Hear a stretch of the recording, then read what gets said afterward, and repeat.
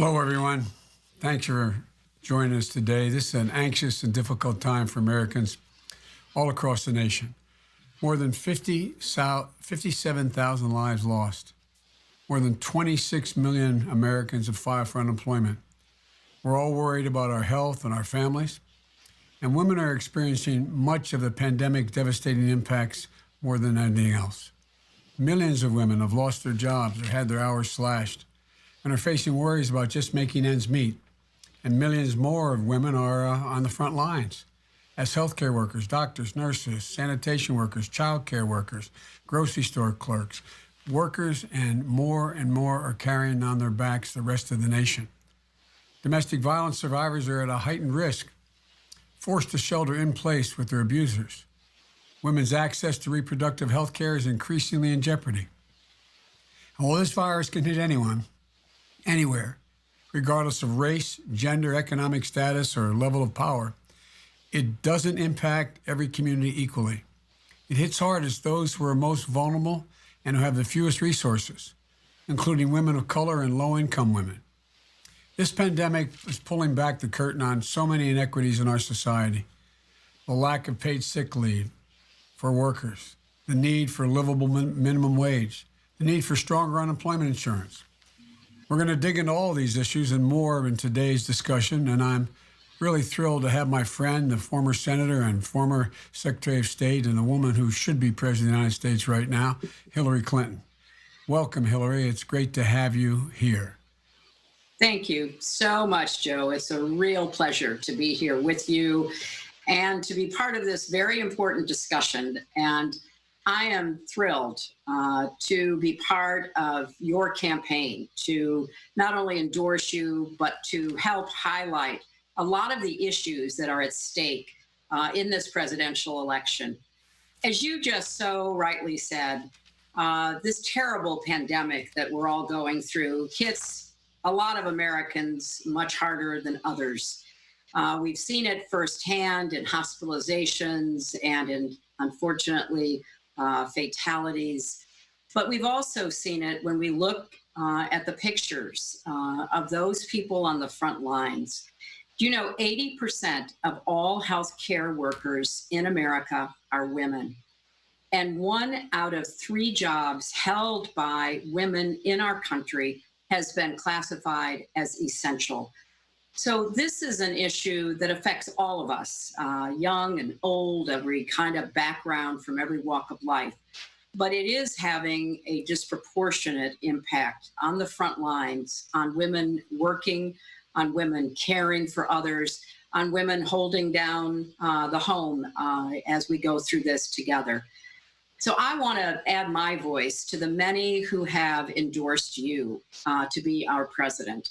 Just think of what a difference it would make right now if we had a president who not only listened to the science, put facts over fiction, but brought us together, showed the kind of compassion and caring that we need from our president, and which Joe Biden has been exemplifying throughout his entire life. Think of what it would mean if we had a real president, not just somebody who plays one on TV, but somebody who gets up every morning worried about the people that he's responsible for leading during this crisis. Well, I know what a difference it would make because I've been there. I've seen firsthand what presidents can and should do. And I, like so many Americans, really wish that we had that kind of leadership now. You know, Joe Biden has been preparing for this moment his entire life. I've been privileged to work with him over the last 25 plus years as First Lady, then for 8 years in the Senate, where I watched him build coalitions and work to bring people together to solve problems. Then during the Obama administration, when I was privileged to be Secretary of State. I've been in the Situation Room with Joe as we debated. And, you know, where we didn't say what we thought people wanted to hear, we said what we believed. And we had a president then with President Obama who encouraged that. Think of it, who wanted to hear from each and every one of us. I've been in the, lobby of the Senate. I've been in the cloakroom, and I've watched Joe bring people together. So for me, this is a moment that we need a leader, a president like Joe Biden. I also know a lot about Joe, the person. I've seen him up close and personal now for many years. We have a lot of the same values in common, the same work ethic, the same belief in America, the same, focus on family. And we share a common experience and a love of Scranton, Pennsylvania. When my great grandparents came from England and Wales, they ended up in Scranton. And my grandfather and then my father grew up in a house on Diamond Avenue. And while the Rodhams were living on Diamond Avenue, the Bidens were over on North Washington Street. And, I've had a lot of time to visit Scranton, talk about Scranton with Joe. And one memorable occasion, we were there together, and he said, "Hey, let's go see the house that I lived in when I was a little boy." And if you know Joe Biden, the words were out of his mouth, and we were racing to get there. And of course, we got there, and he talked his way in. It wasn't hard because the woman who was at home immediately recognized him and knew him. And then we went through the house with Joe regaling me with these great stories about his dad, Joe Sr., and his mom, Jean, and the neighborhood. He was pointing out the window, telling me who lived where when he was growing up. He told me one story that I loved. He said he was getting ready to go to a junior high school dance, and he didn't have any cufflinks. And so his very creative mother, Jean, got him a nut and bolt and made a pair of cufflinks for him. But I think he said he was mortified by that, and he told her that, and she just looked at him and she said, "Joey, if somebody says something to you about your cufflinks, you just say, 'What? You don't have a pair like that?'" It was that kind of love of family, that unconditional support that led Joe to be the extraordinary family member and father that he's been through all the tragedy that so many of us have followed from afar, but know how deeply he connects with people who have similarly suffered a tragedy. When I was Secretary of State and Joe was Vice President, we had a standing date for breakfast on every Tuesday. And I'd go over to the Vice President's house, and we'd sit down and we'd kind of talk about the world. We'd talk about what was going on, what the challenges facing us were, what was coming up in the White House, what the next meeting in the Situation Room was going to be. But we also talked about our families, and we talked about his love of trains and his love of ice cream, which, knows no bounds as far as I can tell. So I've been not only a colleague of Joe Biden's, I've been a friend. And I can tell you that I wish he were president right now, but I can't wait until he is, if all of us do our part. To support the kind of person that we want back in the White House, to end the kind of disregard of not only American values, but American institutions, the rule of law, and so much else that is at stake because of the current occupant. So I'm thrilled to be here with Joe from my home and his home during the very crazy, scary times that we find ourselves in, to support his candidacy and to talk about this really significant issue about women during this time of COVID-19 and how we need to learn from what is happening.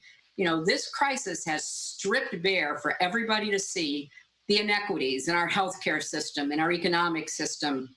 And we have to pull together to be prepared to make the changes that will fix what is wrong in America so that we truly can live up to be the best versions of ourselves. And I think Joe Biden can lead us there. Thanks, Joe. Oh, Hillary, thank you. We are friends, and we both have, that famous quote by Joyce, "When I die, Dublin will be written on my heart." I think when we die, Scranton will be written on our hearts. And it was I really appreciate your friendship, and just a wonderful personal endorsement. Look, women, as you know better than I do, are facing the same issues we all are facing during this pandemic. But as I said at the beginning, they're often facing them more acutely. As you pointed out, 80% of the healthcare workers are women, a lot of doctors, but a lot more nurses, millions of women who have lost their jobs through no fault of their own. Even more have had their hours slashed, and many women who are parents have to worry about more than losing their job. They aren't just overwhelming numbers or aggregate statistics. Everyone is a life thrown into uncertainty and a family unable to make ends meet. You know, Congress gave President Trump the tools, people on payroll in the CARES Act, how they could help, but he hasn't fully used them. President Trump, in my view, should be expanding short-term compensation programs for workers. Rather than laying off people, businesses should be reducing their hours and government make up the difference in the pay. That will keep workers' paychecks whole and ensure the distressed businesses don't lose money. And we also have to do more to help the most vulnerable families who are struggling. And I think we should immediately freeze rent for qualifying individuals, halt foreclosures and evictions as people get back on their feet, increase the SNAP program. This guy wanted to keep cutting SNAP. We should increase it by 15% during this deepening recession, and temporarily provide low-income families with about $100 per month extra in nutritional support. So my question to you is, Hillary, what other things should we be talking about, thinking about, to support the millions of women who've lost their jobs and as a result of this crisis? What else? I mean, you've been way ahead on these issues for a long time. What else do you think we should be talking about? Well, first, Joe, I endorse everything you said. And it really does trouble me that the president has not been willing to do everything you just listed. And in fact, his administration was poised to take action that would make life harder.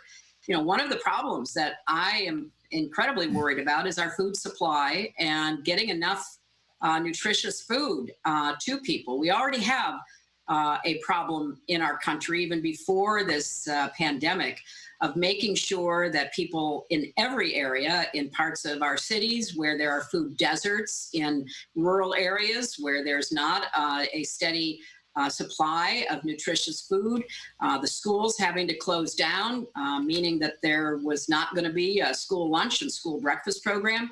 So I really applaud everybody who has been working on that and has been filling in the gaps. But our country as a whole has to make a real commitment to ensuring that in this time period, with the incredible economic pressures people are facing, plus the problems that exist in making sure every part of the country has adequate food supply, that we're going to be there. We're going to be there for everybody, for every mom who worries about what she's going to feed her kids, for every grandmother who's trying to take care of, you know, a sick or elderly spouse and needs good nutrition, for everybody who is out there on the front lines, either at home or outside.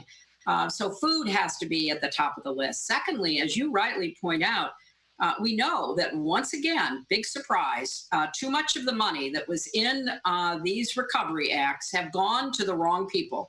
They've ended up in the hands of public corporations or other well-off entities and individuals. That is just shameful. And so whatever happens going forward, we need to fix that. Money needs to get to those small businesses and into the hands of employees. And I share your belief that we should have tried to keep people employed, you know, making sure that rather than being laid off or furloughed, that they could keep being paid and be on that payroll, so that when time does come to reopen in different parts of the country on a rolling basis, they'd be ready to go. But that's not what we did. And now we know that even this latest tranche of money, the SBA is, you know, failing at getting it into the hands of the people who need it. And a lot of state unemployment systems are woefully behind the time. They don't have the technology. They don't have the manpower to be able to get people answers as soon as possible. And too many people are being left out of even that program.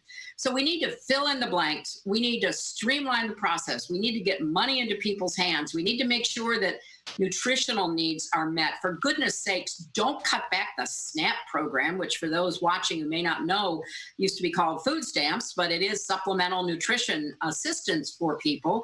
And right now we need that. And we need to make sure that everybody who needs a good, nutritious meal can get it. And again, I want to do a big shout out to all of the charities, all of the localities that are trying to fill that gap. But it should be helped and supported by the federal government. And I want to say one other thing too, which is, as you've been pointing out in your podcasts and your town halls and other technological encounters with voters, which I know must be killing you, Joe Biden, one of the best retail politicians there is, and you're sitting in your house doing this, but that's what we've got to do.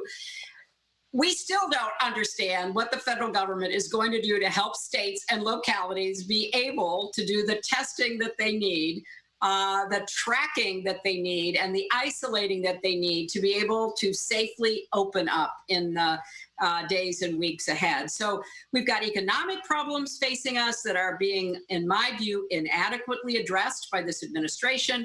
And then we have the incoherent, a really impossibly indifferent, insensitive approach that we've seen every day on our TVs from the administration when it comes to getting us back healthy so that we can actually get the economy open and get back to work again. Hillary, it's amazing. When we used to have those breakfasts once a week, and we talked about a lot of things. And one of the things we did talk about is the beyond foreign policy and family and all the things we talked about was about how, government mattered and there had to be oversight. There had to be transparency. And so the interesting thing that really bothers me, what this president did, when they passed the CARES Act, there's a lot of good things in it. He essentially eliminated the inspector general. No, there's virtually no transparency. We should know exactly where every single dollar went. Even some of the big corporations who got money said, whoa, wait a minute. I didn't know I wasn't supposed to get it. Some have given it back, $10, $15 million to getting when they're billion-dollar corporations. And so you see that happening. But, the idea of not having transparency, knowing exactly where the money went so people can judge whether it's consistent with what the Congress passed is a big deal. The second thing is, you saw that Chuck and Nancy, the minority leader and the speaker on the Democratic side, tried very hard to get money in for state and local governments. Remember how we did that during the Recovery Act? Because what was happening? It saved the jobs of thousands and thousands of teachers, police officers, firefighters, sanitation workers, all those folks, because as you know better than anybody, the states have to have balanced budgets. The cities have to have balanced budgets. They can't go into deficit spending. And they weren't able to get that done. And so I completely agree with you. While we needed to do all we can to help women and families get through this crisis, when we get to the other side, it seems to me, and you referenced this when you first spoke, we can't just build back to where we were before. We have to build a much more inclusive, much more equitable middle class and an economy that everybody gets a fair shot at. And we have to increase the minimum wage. This crisis further heightened the critical work of low-income workers. I mean, one job should be enough to raise a family on. And we have to raise the minimum wage to $15 an hour, which you've worked for and I've worked for a long time. And this is something we worked together for many years. But it's way past time to have equal pay for equal work, which has been one of your strongest pursuits in your career. Our administration, we signed the first law, the Lilly Ledbetter Fair Pay Act. We thought that was a big start, and it was. But I think we have to pass the Paycheck Fairness Act. We need to get paid sick leave available for every worker. We've got to make sure it's not just a temporary thing. So if you get sick, You're not foregoing a paycheck to stay home. And we need to provide 12 weeks of paid family, medical, and medical leave so you can take care of your loved one if they need you. And these are basic protections that we should be providing to workers. And we've tried for a while. So much more needs to be done. Here's my point. I think as you implied, I think the blinders have sort of been taken off. Not that people were bad, they did not want to help. They just didn't fully understand the disadvantage so many people who make their lives function for them, what they were going through. I don't think they had any idea what they were going through. So my next question for you is, it seems to me we're going to face a monumental task of rebuilding our economy and the middle class. And how do you think, I think we're on the same page, but I want the folks to hear, how do you think, how would you recommend we start to, take advantage of, I always say, and my staff is tired of hearing me saying it, that, we're one of the few nations that when we're faced with a gigantic crisis, we embrace it, we fix it. A lot of people hurt, and all those lost lives are never going to come back, and there's going to be a hole in the hearts of millions of families out there. But, we always come back, and we come back stronger. We come back stronger, and we end up in a better place than before it all happened. So what do you think we should be focusing on? And are you as optimistic as I am we can do this? I am. And I agree with you, Joe, that I think out of this terrible tragedy of the pandemic and the loss of life and loss of income and everything we're suffering through, this is a moment of reckoning. That really we are challenged. Are we going to build back stronger? Are we going to build on our foundation, the kind of America that you and I would like to see for our children and our grandchildren? And that's really what's going to be on the ballot in this election. When it all is stripped away, what kind of America are people going to be voting for? And just to echo what you pointed out, number one, on transparency. One of the things that I tried to do in the State Department was to create a visualization of where foreign aid went. Yep. Because so many people thought we were, giving foreign aid in huge amounts to all kinds of weird stuff. And indeed, we could justify where it went. For example, going after the AIDS crisis in Africa. Not only the right thing to do, but a smart thing, because trying to control a different kind of pandemic was good for the United States and the rest of the world. So I think that part of the remedy here has to be almost radical transparency about where the money goes, because right now, you're right. There were good things in the two pieces of legislation that were signed into law, but there's a lot of weird stuff in there that people need to see, and they need to understand where is the money going. Let's follow the money. And I think one of the hallmarks of your presidency can be a commitment to the kind of transparency that will hopefully begin to rebuild trust, because trust is the glue that holds a democracy together. And right now, we are in an age of deliberate disinformation. And the reason for that is to destroy trust. If you can't believe what your leaders say, if you can't believe or you're told not to believe what the press says, if you can't believe what anybody says, then you can't trust each other enough to solve the problems that we jointly face. So I am hugely supportive of increasing both transparency and accountability.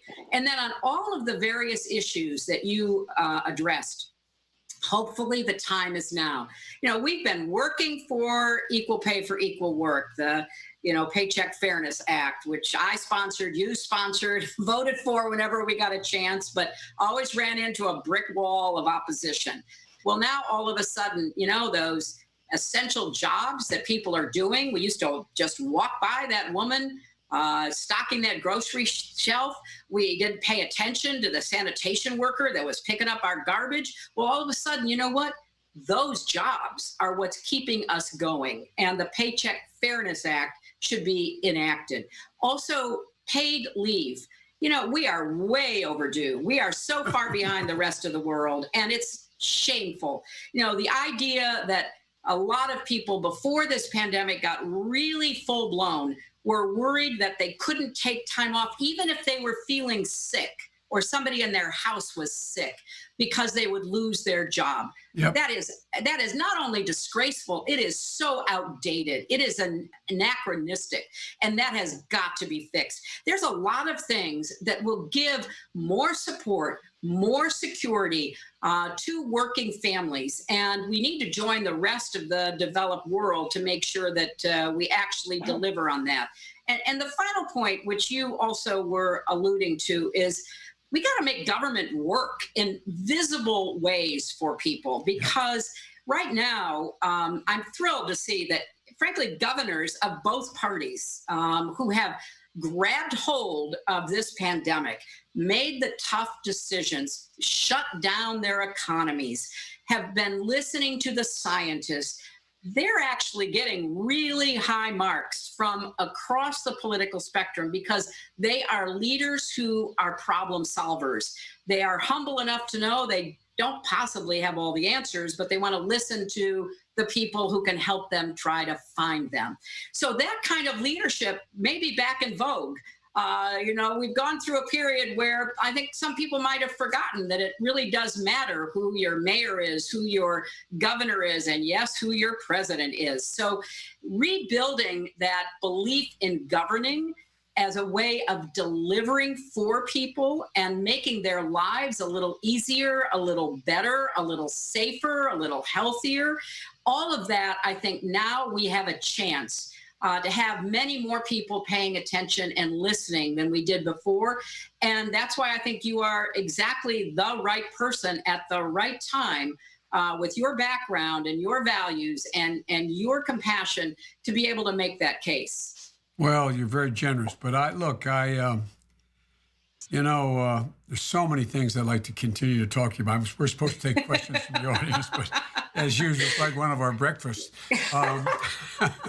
But look, one of the things that I keep saying, and I really mean it, I think this crisis has allowed decent people who haven't focused before to realize that when the store clerk is making enough money to take care of their family, the wealthy guy down the street's better off.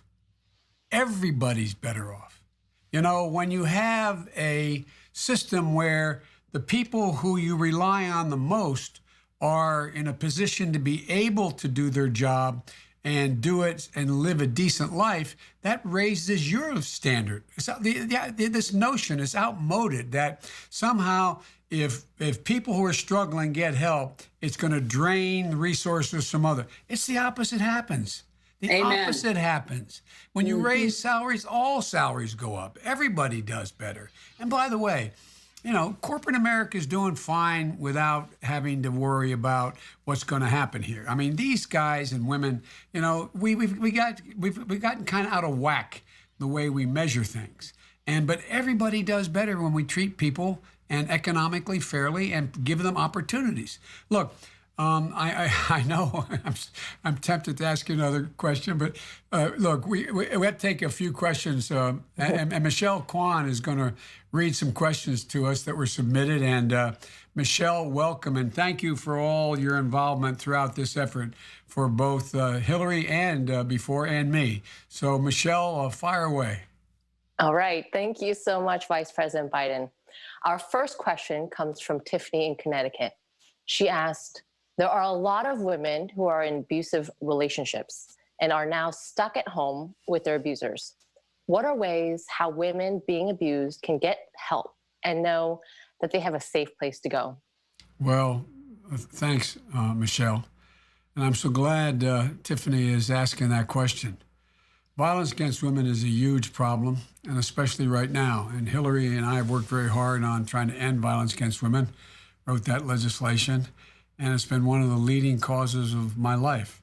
I've met thousands of domestic violence victims for real, and I'm trying to get the law passed and finally getting it passed and working beyond that. And it's heartbreaking to know the suffering they have experienced and are experiencing. But I also know how much courage they have. Our support for victims has to match the courage they show every day. First, I want victims to know they are not alone. The National Domestic Violence Hotline is there for them. It might be hard to make that call when you are essentially trapped in a home because of the stay-in order, the stay-at-home orders that exist. But you can text and you can chat online. So please reach out for help. The hotline can connect you to an emergency shelter. They can help you find a safe place to go. They can provide you to get out of the house safely. And federal and state governments need to do everything they can to help survivors at this moment in time. That means, one, providing survivors a place to live where they can stay safe and healthy. We have violence women's shelters and homes, but we have to move beyond that in this crisis.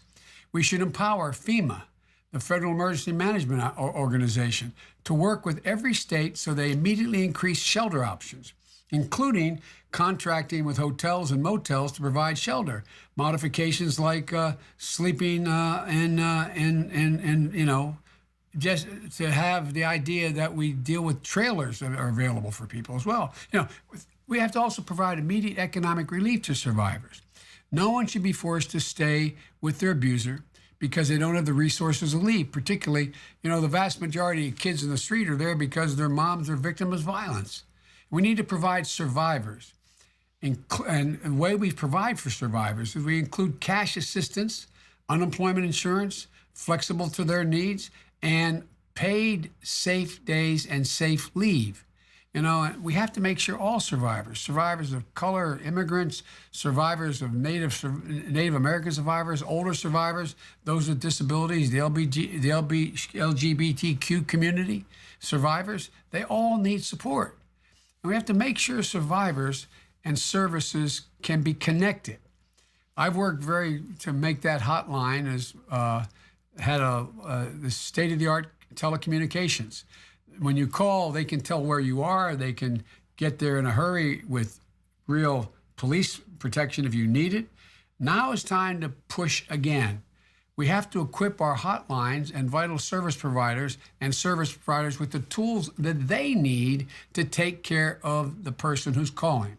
There's a lot more to be said about this topic, and today I've released a proposal on how I'd address the scourge of violence against women during this public health crisis. Go to joebiden.com, and I hope you'll look them over because there's ways out. The worst thing in the world is being a prisoner in your own home, and so many people are right now. Hillary? Well, Joe, yeah, look, I looked at the policy that you're releasing. It is state of the art. I hope everybody watching goes to your website and starts looking and reading your policies. You've got an incredibly progressive, detailed set of policies already on your website. But there's a relation to a point you made earlier, and that is this is an issue, violence against women, domestic violence, that is one of the many, many issues that depend upon state and local resources. Because as you said, you call that hotline very often, the hotline will refer you to a shelter or, if necessary, police or EMT workers to your door. Well, those are local resources. And people who think we don't need to, reimburse and help state and local governments are just, again, missing the forest for the trees. If you believe in police protection, fire protection, EMT services, hotline shelters for domestic violence survivors and everything else, you've got to know that the budgets of our state and local governments during this crisis have been drained. And we've got to get them some relief to be able to provide the services that not only individuals like domestic violence survivors need, but every one of us. We don't know when we need police or fire or EMT or anything that we might in the future require. We know we need sanitation and public health and all the rest of it, all of which needs to be funded adequately. So I think the work you've done, as long as I've known you, on behalf of domestic violence, the violence against women legislation that you wrote and you led I remember when we set up the office in the Justice Department in the Clinton administration, that was part of your legislation. So this issue deserves to be focused on, and we need to encourage people, call that hotline. Don't suffer in silence, either you or your children. Seek help even now during this pandemic crisis. And then let's all resolve that we're going to do even better following the outline of the policy that you've put out to make sure that everyone in every home in America can be as safe as they deserve to be. Thank you so much, Secretary Clinton. Our next question comes from Hannah in Indianapolis. As the United States continues to endure the height of the COVID-19 pandemic, what would you do to make sure women, especially poor and marginalized women, have access to all women's healthcare services? Well, Michelle, the first thing I do, and I thank the questioner for that important question, is that I would do for all workers is make sure that COVID-19 treatment, not just testing, is cost-free. People, even when we had the test, which we don't sufficiently, people who have access are worried to go get the test because they're going to be charged. They believe that. So it has to be cost-free and the treatment cost-free. No one should have to pay $1 out of pocket for that. Now, I've called for that on March the 12th, and it should be part of the next congressional package, I hope. The next thing I would do is help laid-off workers to ensure they could keep their health insurance through COBRA, meaning that if their health insurance is provided by their company, which they pay into, it's really expensive for most families to make up the difference. There's a thing called COBRA. You can keep that insurance. If the company can no longer pay their share, you make up the difference. Well, there have been multiple times more than the existing premium that you should have to pay because your employer is no longer making contributions toward that premium. And so I think the government should make up that difference for people now. And this is a crisis. And Trump and the Congress should pick up the full cost of the COBRA premiums that have to be made up right now, in my view. If you don't have employer-sponsored insurance, we should immediately reopen what's called the open enrollment so that you can sign up for coverage and create an affordable public option that we can do through the Affordable Care Act, which the president is still trying to eliminate right as we speak. And finally, we need to ensure that women have access to all health services during this crisis. Abortion is an essential health care service. It's being used as a political wedge right now, and it shouldn't be. The American College of Obstetricians and Gynecologists and the American Medical Association agree that it shouldn't be categorized as a procedure that can be delayed. It can't. And in this case, healthcare delayed means healthcare denied. States should not be using public health crisis to infringe on a woman's constitutional right. There's more to say, but I know I'm going too long in these answers. Hillary, the floor is yours. Well, look, I think you're going right down the path that people need to follow you on because, as you rightly point out, this is another opportunity, I hope, for the American people to see why those of us who support universal health care have been doing so for so many years. There should not be any question at any time, but particularly at the height of a pandemic, that people will have the health care that they deserve because of cost or availability. So I'm hoping, Joe, that as you have proposed, we try to fill all those gaps, a public option, going as far as we possibly can, lowering the age of Medicare, going as far as we possibly can, making sure that everybody has access to quality, affordable health care.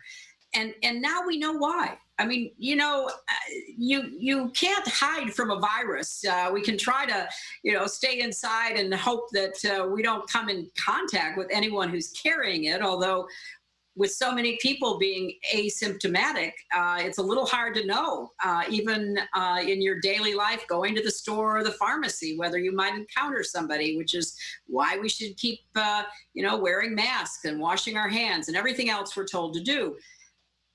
But why add to that existing anxiety, the panic, the fear that if you get sick, you won't be able to afford health care? Yeah. That is wrong. That is fundamentally wrong. It is against our moral values, every religious value that I'm aware of. And yet you're 100% right that this administration, this White House, as we speak, are still trying to strip the Affordable Care Act. Now, and let's remember one other thing, and I don't think this has gotten enough attention. President Trump is on the record from his trip to Davos in the Swiss Alps of saying that it was time to go after Social Security and Medicare.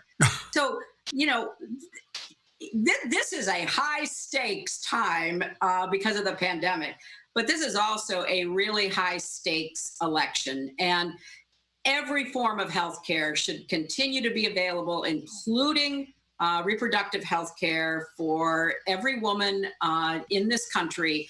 And then it needs to be part of a much larger system that eventually and quickly, I hope, gets us to universal health care. So I can only say amen to everything you're saying, but also to, again, enlist people that this would be a terrible crisis to waste, as the old saying goes. We've learned a lot about what our absolute frailties are in our country when it comes to health justice and economic justice.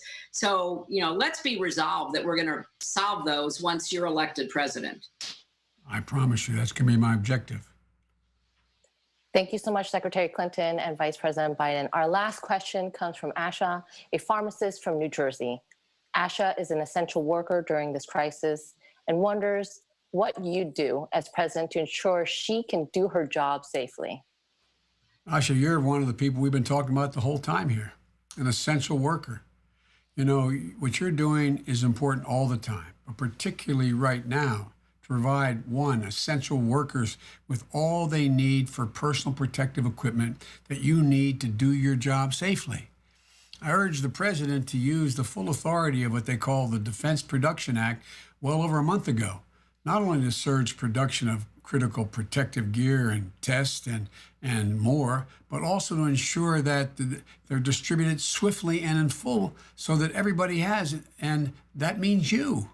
And I've also urged the president to appoint what Hillary would have long ago done, a supply commander, someone who, like in the military, has control of all the supplies in the middle of a war, knows where they have to go, controls them, and with broad authority and deep logistical experience to step up and actually command our national supply chain for the critical equipment that you need but others need, working with governors to get all frontline workers the life-saving protection, the equipment they need.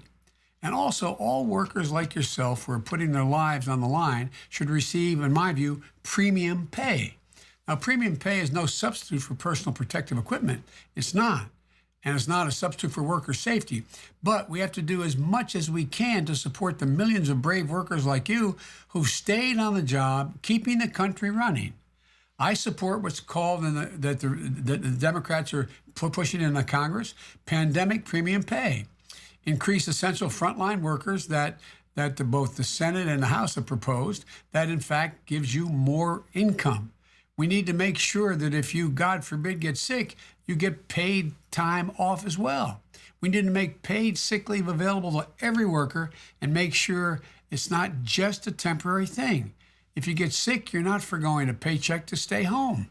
Now look, if you get sick, you should have to go. You shouldn't have to go to work because you're worried about a paycheck, especially now when we're worried about the spread of this dangerous disease. It's critical that essential workers can stay home when they get sick and don't spread the disease. And we need to provide 12 weeks of paid family, medical leave so you can take care of your loved ones. And look, folks, the whole idea here that's become clear, in my view, if you excuse the addendum here, you know, when the president went to Davos and talked about, and I remember when I was making this case as vice president saying that the Republicans are going to try to cut Medicare and Social Security, he said, no, they're not going to do that. That's been their objective. God love Paul Ryan. He set out to do that, and the president hadn't given up on that cause. And the cause is what we should be doing right now is a lot of our senior workers who are very old need an additional amount of Social Security now during this crisis.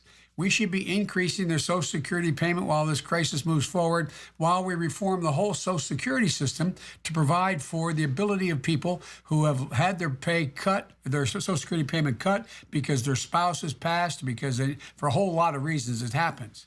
We should make sure that they, in fact, are able to get more, not less. And we can do that by changing the way we fund Social Security. I won't go into the whole deal. But in the meantime, right away, we should be giving help right now, an extra $1,000 to people who, in fact, are on Social Security, that, in fact, are struggling on the limited amount they're getting if they're at the low end of that scale.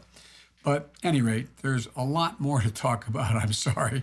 As I said, this is like one of our breakfasts. Either Hillary's person will be coming in saying, Madam Secretary, or my guy would be coming in saying, no, Mr. Vice President, the president's waiting. And usually when we walk in late to a national security meeting with the president, and he'd look at both of us like, where in the hell have you been? At any rate, but thanks, Hillary, for everything. I really appreciate it. But I really, anyway, I know you're going to answer that question as well, but thank you. Oh, listen, a lot of good memories. You're absolutely right. And when you mention Social Security, I have long advocated, and I know you agree, that we need to fix the disadvantage that women unfortunately bear under Social Security. Because when you take time out to care for children or an ailing spouse or ailing parents, you're out of the workforce and you don't get the credit that you need to be able to have a more secure retirement when that becomes possible. So the Social Security system, Medicare, they should not be in the bullseye target of this president and all of his plutocratic allies. They need to be helped to be strengthened and improved so that they actually do provide the quality of care that they should be and the amount of income that they should be offering. And on a final note, Joe, I would just say to Asha, who is on the front lines, and thank you so much, because clearly we can't get through this without you and the millions of others who are doing what you're doing. This election really is a referendum on what kind of future we want for you and for all of the people in our country, but particularly those frontline workers, those folks who have been really put under enormous economic pressure, the many millions that are now applying for unemployment. We got to fix our systems, friends. I mean, we've kind of just, moved along on top of them, trying to protect what we had against the concerted, relentless effort by too many on the other side to rip away what we did have. But now, if we get people to pay attention and to really look at what's at stake for them, for their families, then I think we can have an election that really will matter about how we put us on a stronger foundation for the future. And I'm thrilled to be here with Joe today. It is a little bit, as you got a kind of a front view into our breakfast at the Vice President's house those years ago, every Tuesday morning. But more than that, what Joe's trying to do, what his candidacy is about, what his campaign stands for, is a much better, safer, healthier, stronger future for every single American today and those who come after us. So, Joe, thank you. Thank you for your leadership. Thank you for your friendship. And this was a lot of fun. I appreciate the chance to, join you virtually in your basement to talk about issues that really matter to us and to millions and millions of other Americans. Well, I have to tell you something completely honestly, straightforward. I wish this were us doing this and my supporting your reelection for President of the United States. You won the majority of the vote. I think the way in which some of the states acted was just, anyway, we would not, we'd have problems. We'd have the pandemic, but you would have already been prepared for it. Still would have been hard, but you would have done a lot to keep us from getting in such a dire strait. Well, I'll tell you one thing I would have done, Joe, which you know so well. I would have read my daily intelligence briefings that were sounding the alarm since January, but apparently this president doesn't do what we used to do. I did the foreign policy brief this morning, which I do every morning with people who you know really well. Former Secretary Blinken, Tony Blinken, and a whole bunch of folks, Tom Donilon, a whole range of people who were, they were reading to me. We were talking about the what happened, that article in the Washington Post, and yesterday, and how many times the president was explicitly, by his national security team, warned of this pandemic, warned about it, saying what had to be done. I think it was close to like 8 or 9 specific times, resulting in some of those folks in the intelligence community either being fired or just going underground. I mean, not being paid attention to it at all. I mean, you and I have had, and you even more than me as the Secretary of State, I sat every single day with the president and got a national security briefing. And when you weren't traveling the world, you were at every one of those. And the idea that we would have been warned more than a half a dozen times explicitly by the Intelligence Committee of what was coming, what had happened, what China wasn't doing, et cetera, and then be out there complimenting what a great job China was doing. It's just beyond, and I assume, I shouldn't assume anything, but my guess is you would have read, that's what you're talking about. The question is, did he just not read what we used to call the PDB? Or did he read it and not care? I presume, to give the more generous view, that he just didn't read it, which is a totally ungenerous view. But I can't fathom it. And look what it's done to the intelligence community and its sense of whether or not it brings bad news to a president. Anyway, that's a whole other subject. Maybe we should talk about one day. But look, I want to thank everybody. I want to thank Hillary for joining us in this conversation today. And Hillary, I'm going to keep calling and asking for your advice. The coronavirus is shining a bright light on the equities in our country, and there's so much work to do. But I have no doubt we can meet these challenges brought on by this virus if we work together. The American people have never, not a joke, I know you're tired of hearing me say this, have never, ever, ever, ever let the country down, given half a chance. They're tough. There's no quit in America. They're prepared, but we got to do it together. And it's great being together with you, Hillary. Thank you. And Michelle, thank you so very much. Appreciate it. Thank you, everyone, for being in and listening.